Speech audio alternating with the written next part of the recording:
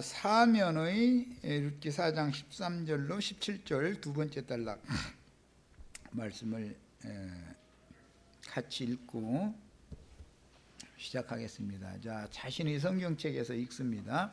이에 보아스가 룻을 맞이하여 아내로 삼고 그에게 들어갔더니 여호와께서 그에게 임신하게 하심으로 그가 아들을 낳은지라. 여인들이 나오미에게 이르되 찬송할지로다. 여호와께서 오늘 네게 기업 물을 자가 없게 하지 아니하셨도다. 기업 물을 자, 이게 이제 보아스가 이 일을 했죠. 구속자라고 그래요. 이건 예수님에 대한 상징이었어요. 자, 이게 이제 나오미의 신앙의 뿌리는 죽지 않았다라는 것은 나오미의 남편 엘리멜렉이나 그 아들 말로는 죽었지만 근족인 보아스가 살아있었다 그 말이에요 지금.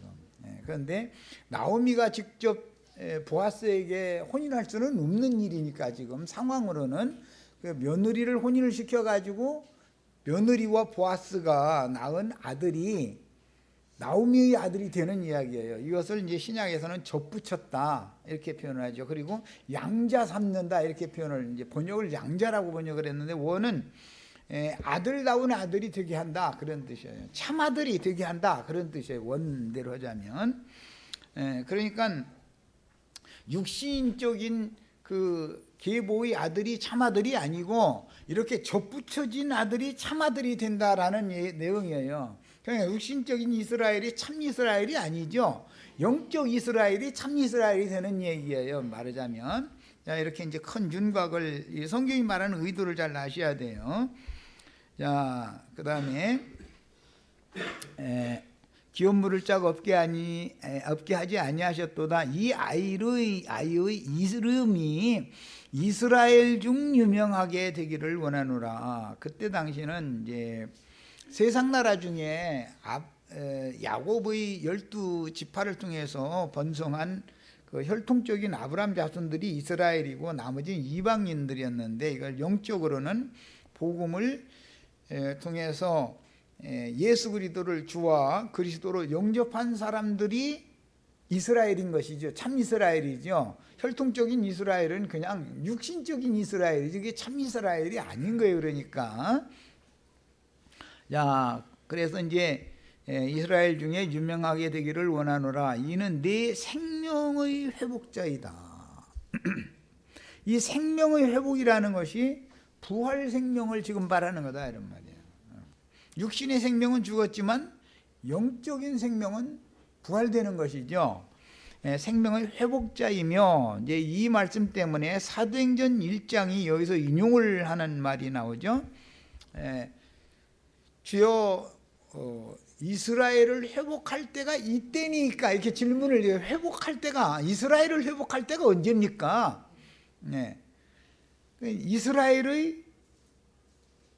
중에 유명한 자가 와서 회복을 시키는 때가 있단 말이야. 이제 그걸 염두에 늘 두고 있었기 때문에 예수님한테 그걸 물어본 거죠. 그런데 예수님의 답변은 때와 기한에 관해서는 아버지께 맡겨두고 너희는 나가서 성령을 받으면 모든 민족으로 나가서 제자를 삼아가지고 아버지와 아들과 성령 이름으로 침례를 하고 내가 너에게 분부하여 지시한 모든 것을 가르쳐서 지켜 행하게 해라, 이렇게 답변을 하셨어요. 그러니까 생명의 회복의 때는 예수님으로부터 시작해서 교회 시대가 끝날 때까지 계속 생명의 때인 거죠. 시대는 그 어느 한 어떤 경점만을 말하는 게 아니다. 하나님의 경륜이라고 하는 거는. 그래서 이제 교회 시대라고 하는 것은 생명의 회복의 때단 말이야. 이게 죽은 자들이 다 살아나는 때잖아요. 지금 전도를 해서 복음을 받아들이면 다 죽은 자가 살아나는 때죠. 생명 회복되는 때예요. 이런 걸 은혜의 때다라고도 그러죠. 그 다음에 내 노년의 봉양자라.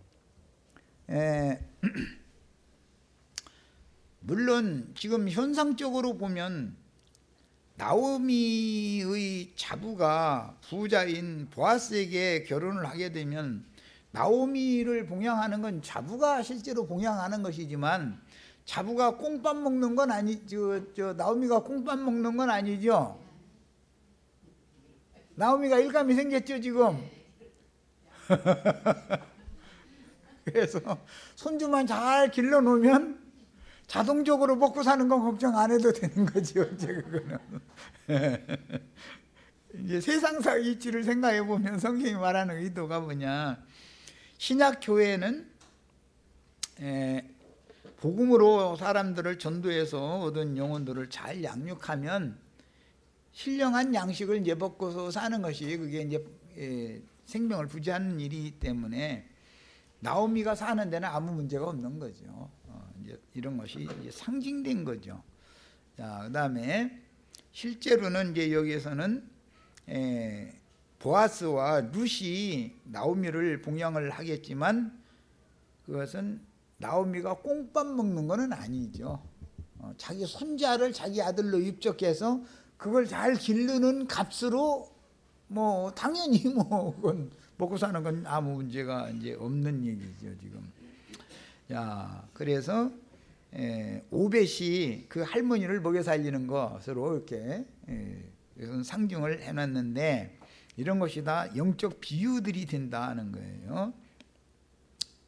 이제 그런 모든 정황을 보고 그 이웃 여인들이 그에게 이름을 지어주되 나오미에게 아들이 태어났다라는 뜻으로 그 이름을 오벳이라고 했다. 오벳은 그러니까 나오미의 아들이라는 뜻이에요. 그 사전에 보면 나오미의 아들이라고 돼 있죠. 실제로는 나오미가 난 게 아니죠. 룻이 낳는데 룻의 아들이 아니고 나오미의 아들로 입적이 되어야만 하나님의 그 생명의 계보가 끊어지지 않고 죽은 자의 이름으로 이어야 된다고 했으니까 엘리멜렉과 말론의 이름으로 대가 지금 이어져야 된다 이거예요. 육신적으로는 다윗의 계보로 이렇게 흘러가는 이름이 이어지지만 영적으로는 감춰진 엘리멜렉과 말론의 대가 지금 이어지는 것이다 이거예요. 이것이 오벳으로 이어지는 이제 계보, 새 계보죠 이게. 이제 그런 내용이에요. 그런데 그 오벳이라는 사람은 그 나오미의 아들이라는 뜻인 그 오벳은 그는 다윗의 아버지인 이새의 아버지다. 이게 다윗의 조부가 되는 사람이 누구냐? 오벳이죠. 그러면 육신적인 조부는 다윗의 육신적인 증조부는 그럼 누구예요? 보아스죠. 예. 고조부는 누구예요? 살몬이에요. 예. 적어도 이 정도는 알아야 돼. 다윗의 고조부는 살몬, 다윗의 증조부는 보아스, 다윗의 조부는 오벳, 다윗의 부친은 이새. 그 다음에 다윗, 이게 5대손은 적어도 알아야 된단 말이야. 현고손이라고 그러는데 이 현조까지는 알아야만. 이 셈족은 자식 나면은 족보 갖다 놓고서 적어도 5대 할아버지까지는 웬 제사를 지내야 되니까 5대조 할아버지까지는 제사를 지내잖아요. 그래야 되니까 그 현고조까지는 이렇게 자꾸 가르치죠. 제삿날만 되면 이게 너희 5대손 할아버지다 이러고 5대손 할아버지 얼굴 본 적이 있어. 뭐야 그래도 그냥 꾸벅꾸벅 저러라는 건 저러고 다 이렇게 하는 거죠. 그게 셈족의 문화예요. 그게 계대를 잇는 사람이라는 건 제사를 지내주는 사람을 말하는 거예요. 자, 그러니까 이제 영적으로도 예배할 주도자, 예배를 집도할 자가 누구냐 그 말이단 말이에요. 지금 이것을 후사라 그래요. 예수님에 대해서 예수 그리스도를 예배하는 거잖아요. 그런데 장자들의 교회 그러면 그 조상을 예배하는 후손들이다. 그런 뜻이기 때문에 적어도 5대손까지 5대조 할아버지까지는 알아야 된다 이거예요. 적어도. 그런데 이제 영적으로는 5대조 할아버지가 누군지가 안 나와 있지. 그죠? 영적으로는 엘리멜렉과 말론 얘기만 나왔기 때문에 영의 일에 대해서는 상세하게 나와 있지가 않아요. 그래서 예수님의 족보를 기록할 때도 육신적인 족보를 기록해 줘야 되니까 이제 이것은 족보 얘기는 이게 마태복음 할 때 물론 해야 되는데 미리 잠깐만 언급을 하자면 구약의 족보 이야기는 역대상 5장을 자세히 읽어야 돼요. 거기서부터 이제 쭉 족보 이야기가 나오니까 예수님의 족보 이야기가 역대상에서부터 이렇게 나오죠. 그런데 육신적인 그 장자 계보로 하자면 유다 계통으로 흘러간다는 거잖아요. 그런데 실제 영적 장자권자는 누구라고요? 요셉이라는 거예요. 요셉이 영적 장자권자지만 족보에 기록을 할 때는 육신대로 기록을 해야 되니까 유다 계보로 기록을 해놓는 거다, 이렇게 설명이 나와 있죠. 영적 장자는 요셉이지 유다가 아니에요. 유다와 레위는 혈통적인 왕권과 제사장권을 가진 사람이잖아요.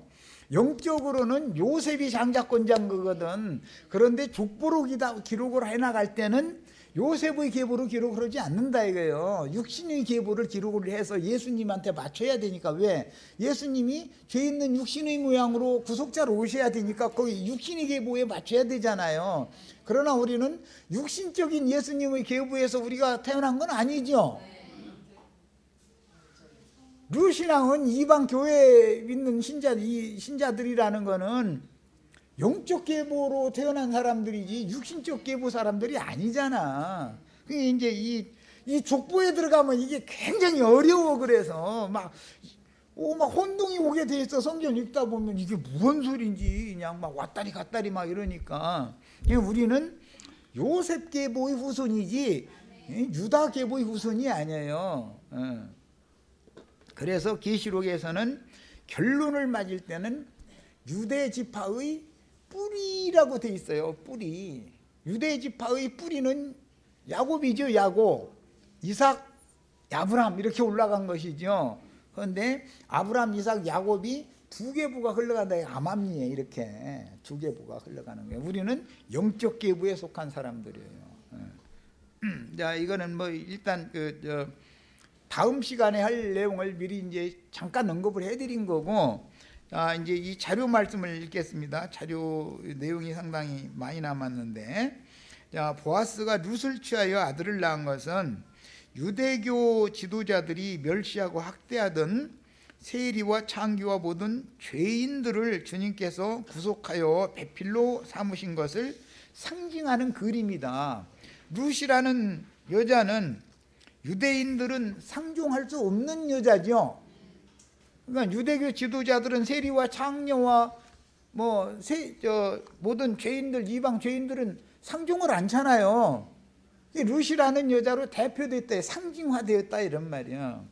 그런데 실제로 예수님의 계보는 유대인들이 상종할 수 없는 사람들을 통해서 나온다 하는 거예요. 이게 너무너무 비밀스러운 거죠. 그래서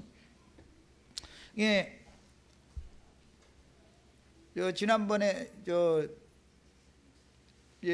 홍영재님이 많은 질문을 했던 것과 같이, 이드로가 와서 이스라엘 모든 백성 중에서 훌륭한 사람들을 뽑아서 이렇게 이스라엘 위에 지도자로 세워라. 그래요. 그 사람들을 이스라엘 위에 세워라 이랬죠.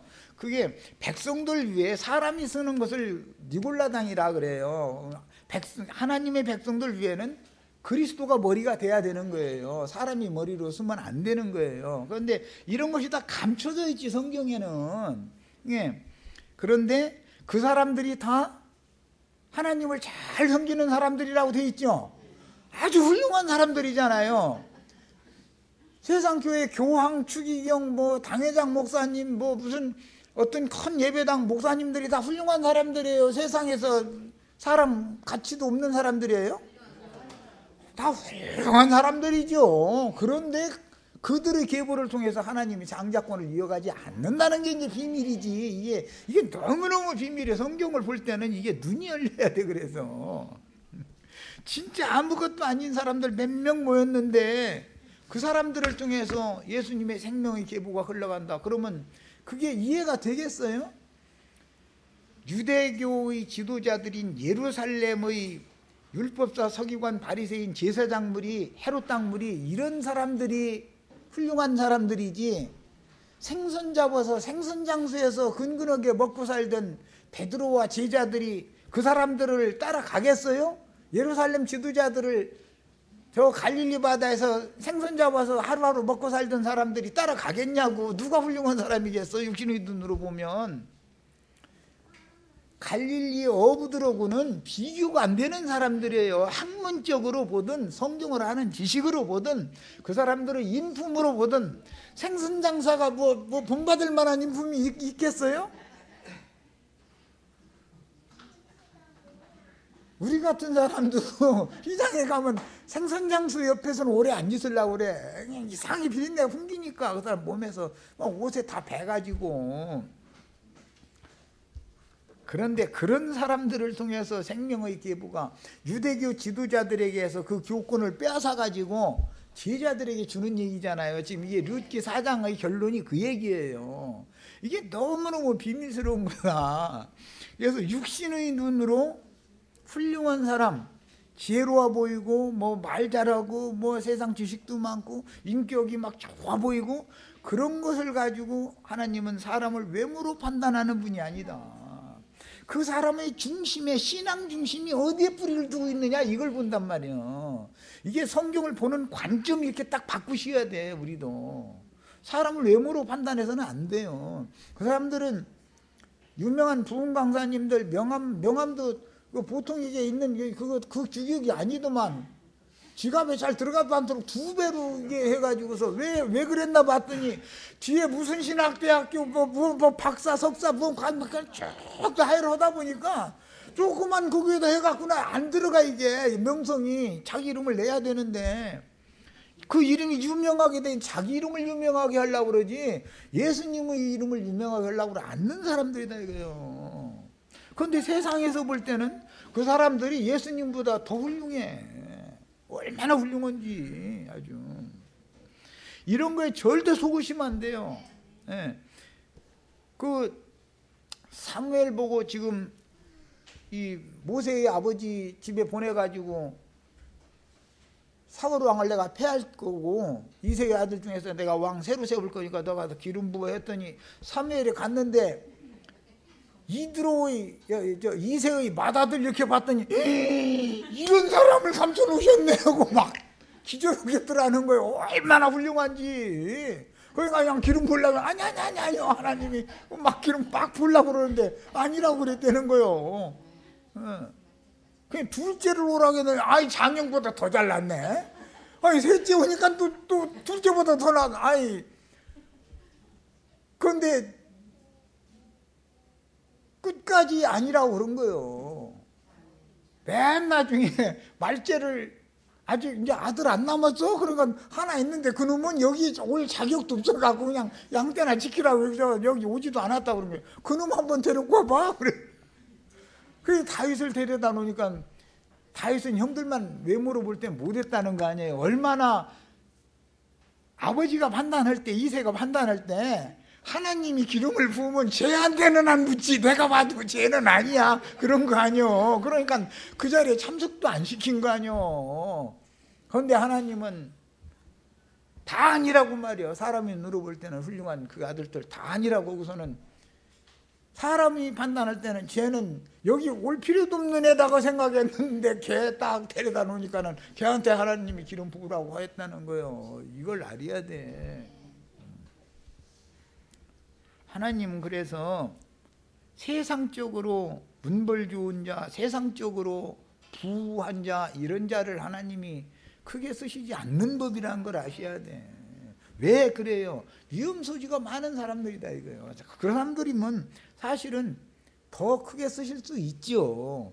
모세나 다윗, 바울이나 이런 사람들이 학문도 많고 애굽의 일과 말과 모든 것에 다 익숙한 사람이라는 거예요. 그럼 크게 쓰실 수가 있어요. 바울도 유대교의 학문에 대해서 많이 배운 사람이니까 크게 쓰실 수가 있어요. 그래도 그런 사람들을 잘못 기름을 부어놓으면은 이게 하나님을 욕되게 만들 수가 있다. 사람의 이름이 더 이게 높아져 버릴 우려가 많다는 거예요. 그래서 세상에서도 우리 이제 저기 딸라서 잘 기르면은 평범한 사람으로 살다 죽는 그런 그 자식으로 길러놔야지 뭔가 특출한 사람 되고 이렇게 그렇게 자꾸 하려는 그런 욕심 먹으면 안 돼요. 진짜 행복은 그냥 평범한 사람으로 가정주부로 그냥 한평생 살다 죽는 게 제일 행복한 거지. 이름이 유명한 며느리가 이름이 유명한 사람 됐다면 그 집안이 골치 아파. 그 집안이 문제가 일어나. 또 이렇게 하면 또 며느리가 똑똑하면 안 되냐고 또 이러고 따질 감소인데, 그럴 소지가 많다는 거죠. 그 잘 해나가면 더 좋은 거고, 그건 뭐 말할 것도 없죠. 이게 인생사의 보편적인 의미예요. 노태우 씨 말 맞다나 보통 사람으로 살다 가는 거예요. 자, 이제 5페이지 중반부에서 봅니다. 하나님은 세상에서는 아주 버림이 되어 부모를 원망하고 세상을 원망하며 그 무엇으로도 치유할 수 없는 아픔과 고통을 끌어안고 어둠과 사망의 그늘에 앉아서 하나님의 은혜만을 구하며 상처가 깊은 영혼의 슬픔들과 아픔들을 호소하던 갈릴리 생선장수들, 그런 사람들을 이끌어서 예수 그리스도의 사역을 맡기는 거다. 이거에 대해서 이해를 잘 하셔야 돼요. 하나님의 눈과 사람이 보는 눈은 다르죠. 판단 기준이 다르기 때문에 중심이, 그 사람의 중심이 어디 있는가를 하나님은 늘 그거를 판단하시고, 사람들은 그 사람이 뭐 얼마나 세상적으로 훌륭한 사람이야 이거에 판단 기준을 두고, 그러니까 하나님의 생각과 사람의 생각이 일치하지 않는 경우가 상당히 많다는 거죠. 이제 그래야만, 아까 뭐 세상에서 너무 훌륭한 여자를 며느리 데려오면 이제 골치 아프다네 그렇게 표현했는데, 이게 좀 세상 사람들이 좀 기분 나쁜 말들이 될 수가 있어요. 그래야만 내가 이제부터는 오직 네 남편만을 사랑하고, 내가 우리 며느리를 얻었는데 너무 똑똑해가지고 지 남편을 무시하고 함부로 행하면 후회하죠. 좋은 집안과 사돈 맺은 것은 잘한 것이지만, 이럴 바에면 남편을 공경하고 자식 낳아서 평범한 가정주부로 한평생을 잘 무난하게 잘 사는 며느리를 얻는 것이, 그것이 행복이지, 집안에 문제를 자꾸 이렇게 쌓고 동기간들에 의를 나게 만들어 쌓고 이래서 하면 이거 골치 아픈 거예요, 이게. 그러니까 하나님도 그걸 원한다 이거예요. 그래서 그럴 만한 사람들을 그리스도의 배필로 정해 주신다는 거죠. 그 이제 하나님의 뜻은 오직 내 남편만을 사랑하고 존경하고 내 인생을 온전히 내 신랑에게 맡기고 의지하고, 그렇게 하면 하늘의 복을 내가 네 가정에 다 내려주겠다. 그게 약속이거든. 그런데 며느리가 지나치게 똑똑하면 지가 뭐든지 다 해버리려고 그러면은 가정에서는 그게 문제가 일어날 수가 있어. 동기간들이 화해가 안 될 수도 있고, 그게 자기 생각이 너무 뚜렷한 며느리가 들어오면은 이게 가정이 깨질 수가 있는 거거든. 부모는 뭐가 잘 되기를 바라냐면 그 자손들이 다 화목하고 평탄하고 무리 없이, 장며느리는 지체들을 잘 권위 있게 이게 주도적으로 지혜롭게 해서 그 동생들 잘 컨트롤하고 이렇게 할 만한 그런 사람을 원하지, 똑똑한 사람을 원하는 게 아니거든. 그 세상 부모 마음은 다 똑같은 거지 뭐. 그 다음에 보아스와 룻의 혼인으로 역사에 나타났던 사건은 먼 후일 하나님의 예정하심에 따라서 이같이 큰 은혜를 입은 성도들로 말미암아 우주 최초로 세워진 예루살렘에 있는 주님의 몸된 교회와 안디옥에 세워진 교회로 이게 실현이 된다. 그러니까 나오미는 예루살렘 교회로 실현이 되고 룻은 안디옥 교회로 이제 실현이 되는 것이죠. 그 다음에 보아스가 룻의 몸에서 얻은 후사인 오벳은 신약 교회가 낳은 이기는 자들을 상징하는 거다 이거예요.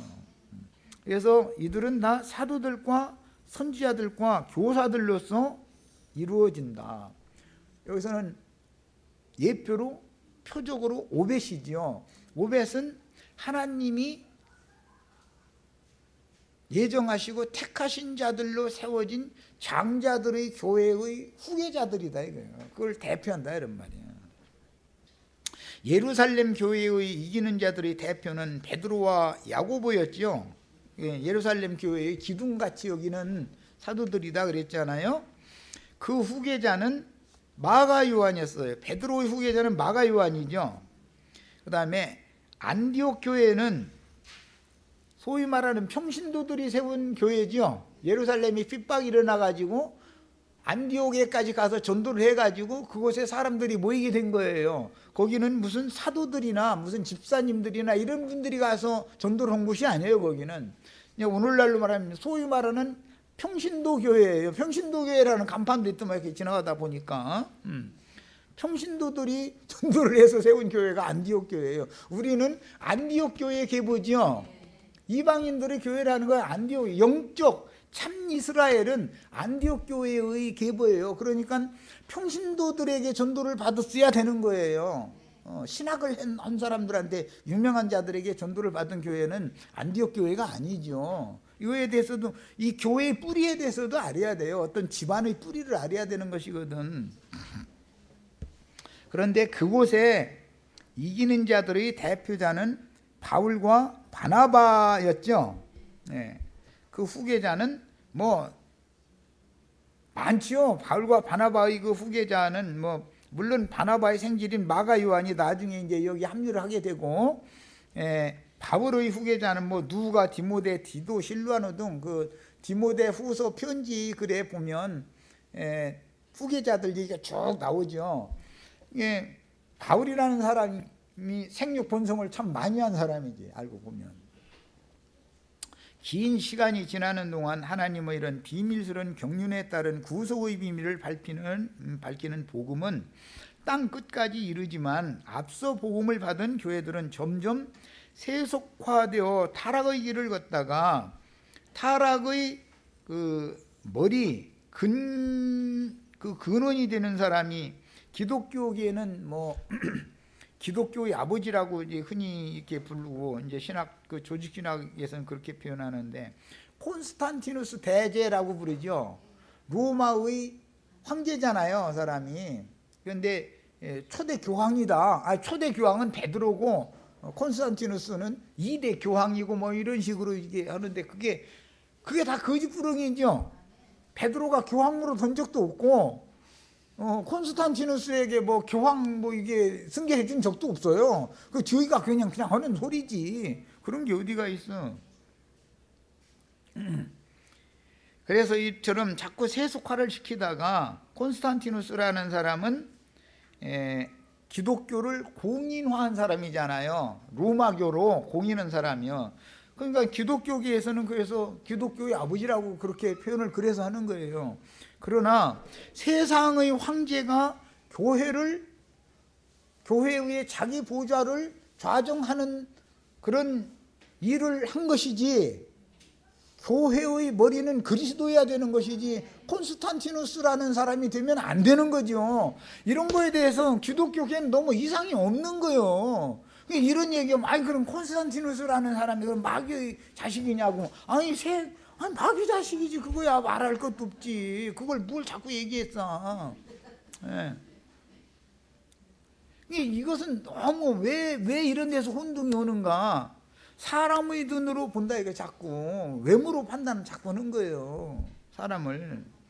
하나님의 생명의 근원이 어디에서 와서 어떤 계보를 통해서 이 생명의 계보가 흘러가느냐.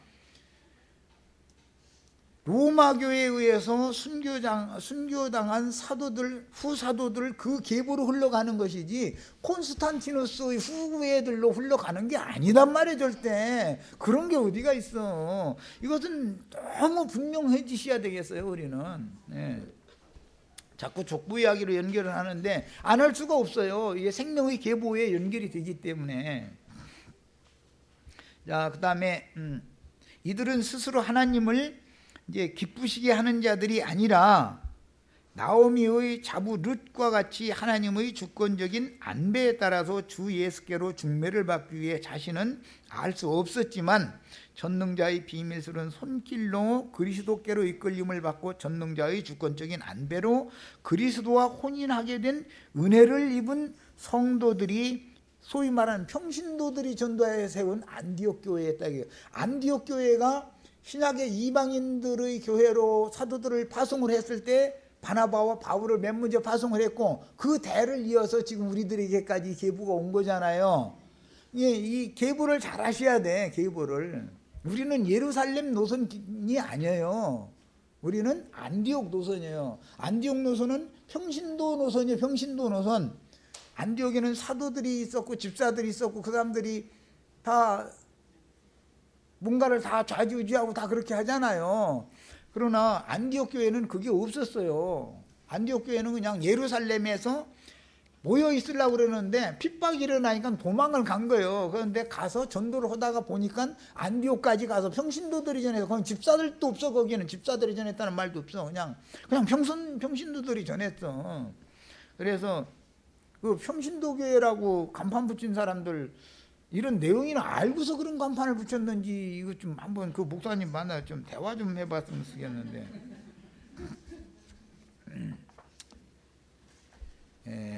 나의 주 나의 하나님 내 영원한 신랑이신 그리스도께 중매를 받는 과정에서는, 그 과정에서는 누구나 다 너무나 힘에 부치고 견디기 힘든 과정을 미리 경험으로 이건 해본 사람들이다 이거요. 그런 사람들을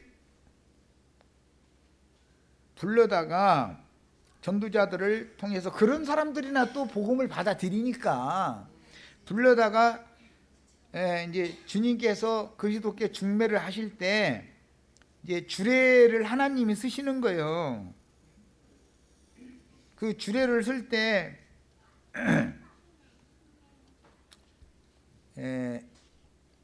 나도 너를 정죄하지 아니하노니 너는 가서 다시는 범죄하지 말아라. 이게 이제 하나님이 중매하는 내용이잖아요. 그 예수님이 죄인들을 용서하시면서 하시는 말씀이에요. 이제 말하면 주례사가 너무 간단하지.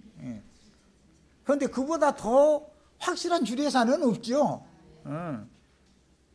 그 다음에 구약시대의 쇠풀무 애굽에서 불러내신 이스라엘 자손들이 가나안 땅에 다윗 왕국을 세웠으나 그들의 신앙은 점점 뒤로 물러가서 침륜에 빠진 결과 역사상의 아시리아와 바벨론으로 사로잡혀가게 되었죠. 이것은 훗날 주님이 세운 교회가 세속화될 것에 대한 상징이 된 거다 그런 말이에요. 역사상에. 자, 그러나 그렇게 끝내 세속화되어지고 기독교화되어지고 그걸로 끝내는 게 아니다. 교회의 회복의 때는 반드시 온다 이거예요. 왜? 신앙의 뿌리가 말라 비틀어지게 해놓지를 않으시니까 하나님은. 그래서 이스라엘 사람들은 예루살렘의 회복과 이스라엘의 회복을 그렇게 기다렸던 거예요. 이 회복이라는 것은 되려면 어떻게 되냐면 나무 등컬이 말라 죽었을지라도 뿌리 자체는 살아있어야 되는 거거든. 그래야 새순을 낼 수 있는 거니까. 그런데 예루살렘의 그 임만무성한 무화과 나무는 뿌리로부터 말라 죽어버렸다는 거잖아요. 그건 회복이 된다는 거야, 안 된다는 거예요? 안 된다는 거예요. 그거는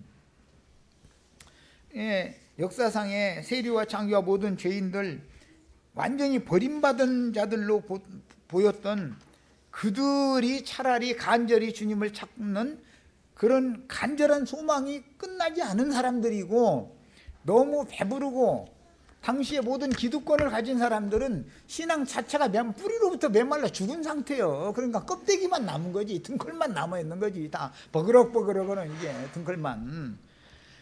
오늘날 교계에서 교리적으로 쪽쪽 신학적으로 뭐 하는데 쪽쪽에 쌓는 사람들은 생명이 살아있는 게 아니단 말이에요. 보면 불필요한 어떤 이론과 세상적인 교리들과 이런 거 껍데기만 붙들고 있는 중이지. 그럼 버겁만 버겁고 거는 거예요. 손대면 다 그냥 부스러져 버려. 그거 다 소용없는 것들이 그게.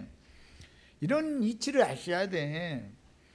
예, 그런데 돌아온 무리를 인도한 에스라와 느헤미야 그리고 스룹바벨과 여호수아 등은 학개 스가랴 말라기 선지자로 이어지는 교회 생활을 회복한 선도자들이며 그 생명의 대는 결국 예수 그리스도와 그 동역자들인 사도들에게 이르고 오늘날 세속교계에서 도망하여 주님의 값없는 은혜로 구속을 받은 성도들 곧 처음 사랑을 회복한 성도들로 건축된 하늘의 장자교회를 실현하는 교회로 나타났습니다.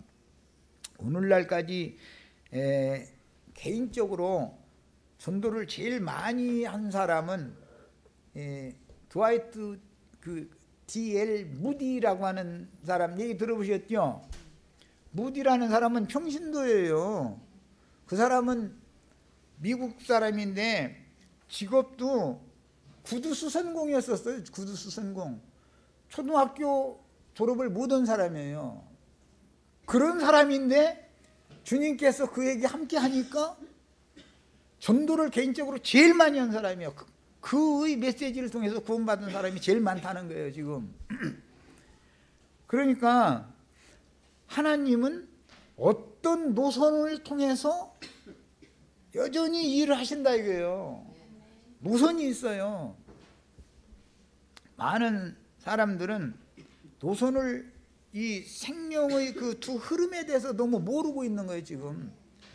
여자의 후손과 뱀의 후손이라고 하는 창세 시작에서부터 두 도선이 딱 갈라져 시작해가지고 계속 인류 역사 끝날 때까지 계속 되는 거예요.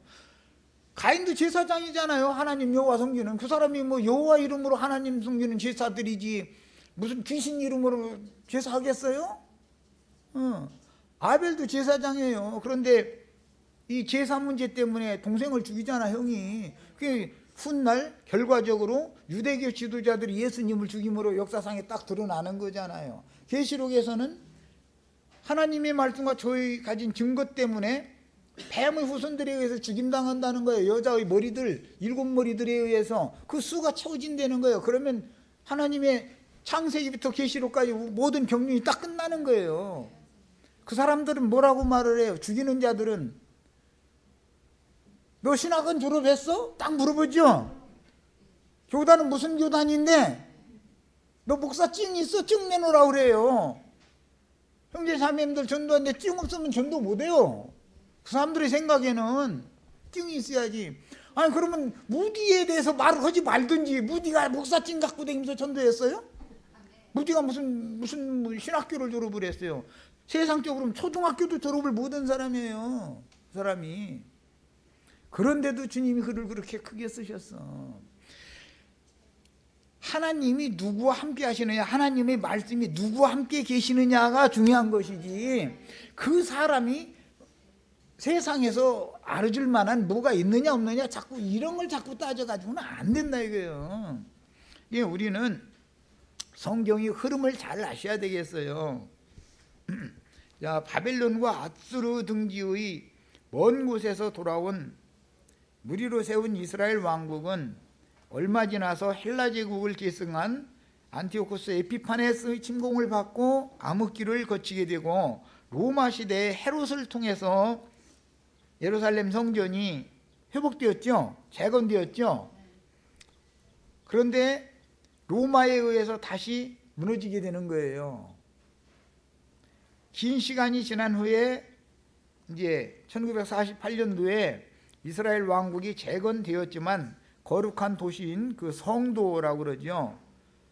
구 예루살렘의 성전터는 지금 해교도들이 점령하고 있죠. 해교도들의 그 오마르 성전이라는 그 제2성전이라고 그래요. 해교도들 위해서는 예루살렘에는 동예루살렘에는 그 해교도의 성전이 있어요. 그래가지고 금메기 다 해놨다는 거잖아요. 지붕을 다 금으로. 참 어마어마하죠. 그 그림 보면. 그런데 사람들은 이제 그곳을 뺏어가지고 거기다가 솔로몬의 성전을 다시 세워야 된다고 지금 아주 열성을 내고 있는 거잖아요. 그런데 주님은 지금 세상 교회에서 불러낸 자들을 통해서 주님의 참 성전인 교회를 회복하고 있는 중인데 여기에 대해서는 이상이 없는 거예요. 그러니까 사람의 손으로 지은 성전을 다시 질 생각만 계속 하고 있는 거예요. 계시가 없다 보니까 그러는 거예요. 계시가 없다 보니까. 하나님의 성전은 인격적인 거죠. 건물이겠어요? 사람의 손으로 지은 건물이겠어요? 자, 교회는 반드시 머리이신 그리스도와 연결하는 각 뼈마디가 되는 가르치는 은사자들과 저희를 돕는 배필인 동역자들 곧 진리의 사랑을 함께 받고 값없는 은혜로 구속을 받은 지체들로 연락하고 상합하며 세워지는 것이며 이 생에서의 천국은 바로 교회이니 교회를 통해서 후사를 낳아 하나님의 아들 예수 그리스도의 대를 잇는 것이다. 이것이 장자들의 교회다 그러는 거예요. 예. 장자들의 총회교회다 그래요. 이건 이사야 62장 지금 시간이 없어 내가 안 읽었는데 거기 보면은 이사야 62장에 보면 돌아온 무리로 예루살렘을 새로 회복할 것에 대한 예언을 하고 있죠. 거기 뷸라 헵시바 얘기가 거기 나와요. 예루살렘 돌아온 예루살렘의 아들들이 그 땅과 혼인을 하되 청년이 처녀에게 장가드는 것 같이 결혼을 하게 될 거다. 그러면서 이제 예언을 하고 있어요. 그러면 예루살렘의 아들들이 땅과 결혼을 한다는데 아니 예루살렘의 아들들이 무슨 이 흙바닥 사람 밟고 다니는 땅과 결혼한다는 말이겠어요? 그 땅이라는 것이 피로 사신 밭과 밭을 상징하는 것이고 그래서 헵시바라는 말은 나의 기쁨이 그녀에게 있다라는 뜻이고 뷸라라는 말은 결혼한 여자라는 뜻이에요. 그게. 그런데 이게 거룩한 성 새 예루살렘의 예언이 된단 말이에요. 거룩한 성 새 예루살렘은 어린 양의 신부잖아요. 결혼하게 되는 거잖아요. 그 얘기예요. 예루살렘이 땅과 결혼한다라는 것은 약속의 땅인 예루살렘으로 회복의 무리를 이끌어온 그 아들들, 이제 하나님의 아들들이 예루살렘의 아들들이 그 땅과 결혼한다라는 것은 약속의 땅을 회복시킨다 그 말이에요. 약속의 땅, 가나안 땅과 결혼, 예루살렘의 예루살렘으로 회복되어져 돌아온 무리 중에 10분 1이죠. 제비를 뽑아가지고 10분 1에 당첨된 사람들만 예루살렘에 거하는 권세가 있어요. 나머지는 9분은 전부 팔레스타인 땅에 흩어져서 백성으로 사는 거예요. 이렇게 돼 있어. 그래서 그 10분 1이 나머지 9분과 결혼하는 얘기예요. 그래서 열이라는 걸 완성수를 딱 채워놓는 얘기를 하는 거예요. 이제 이것이 이사야 62장의 예언입니다. 이 예언이 히브리서 12장에서는 장자들의 총회 교회, 우리의 어머니다 위에 있는 예루살렘이 낳은 아들들 얘기가 그래서 나온 거고 그게 계시록 12장에 하늘에 해를 입은 한 여자가 아들을 낳았다는 거잖아요. 그 아들들이 철장권 세자들이라고 그랬고 마귀와 그를 따르는 자들과 하늘에서 미카엘을 따르는 자들이 하늘에 전쟁을 했는데 마귀와 그 사자들을 이겼다는 거예요. 그들이. 그래서 최후 전쟁에서 그들이 승리함으로 인해서 이제 우주 창세기에서 뱀과 뱀의 후손들, 여자와 여자의 후손들 사이에 전쟁이 시작이 된 것이 계시록에 가서 드디어 전쟁이 끝나는 거예요. 그동안에는 계속 뱀의 후손들이 이기는 걸로 돼 있어요. 그런데 계시록에 가서는 뒤집기가 일어나는 것이죠. 다 이렇게. 이런 이상을 꼭 보셔야 되겠어요. 그래서 우리는 성경 읽을 때는 어떤 계보를 잘 알아야 된다. 족보를 모르면은 그 가문과 상관없는 사람이요. 그 아버지가 그냥 그 가문에 대해서 좀 관심이 없으면 족보를 안 가르쳐 버리지. 가르칠 필요도 없고. 이제 물론 세상 나라가 그런 것처럼 물론 세상의 족보는 가르칠 필요도 없고 예수님의 족보를 가르쳐야 되는데 그런 것처럼 우리는 족보를 모르면 어떤 계보 족보라는 것은 성경의 뼈대예요. 성경의 뼈대는 누가 누구를 낳고 누가 누구를 낳고 쭉 낳는 얘기예요. 두 족보가 이어진다 이런 말이에요. 그 뼈에다가 살이 합쳐지면 혼인 결혼을 한다 이렇게 상징을 해놓는 거예요. 이것이 성경을 이루는 거예요. 뼈대와 그래서 이제 쌤 적은 혼인을 할 때는 그 집이 아주 뼈대 있는 가문이다. 이 말은 남편 가문을 말할 때 그렇게 말하고, 아내 가문을 말할 때는 그 밭이 좋은 밭이다. 이렇게 표현을 하지요. 그래서 이제 중매쟁이가 볼 때 그 처녀가 건강하고 가문도 좋고, 이제 그럴 때는 그 밭이 굉장히 좋다. 그리고 옛날 우리 어른들은, 우리 아버지 이 어른들은 시장에서 누구 만나면, 나 이번에 채전 사네? 그러면 국수 먹으러 오게? 이제 이러거든. 그러면 이제 며느리였는데 잔치 오니까 와라. 그 말을 할 때, 나 이번에 채전 사네? 그러니까 국수 먹으러 오게? 이러거든. 그러면 무언수인 사람들이 못 알아들었는, 지금 사람들이 어떻게 알아들었겠어요? 근데 옛날 어른들은 그게 너무 자연스러운 말이었었어요. 참 재밌지, 그게. 자, 마칩니다. 다음, 이거 자료는 꼭 소상하게 다 읽으셔야 돼요. 다음 시간에는 목요일 날 집회는 자료는 별도로 해드리겠습니다.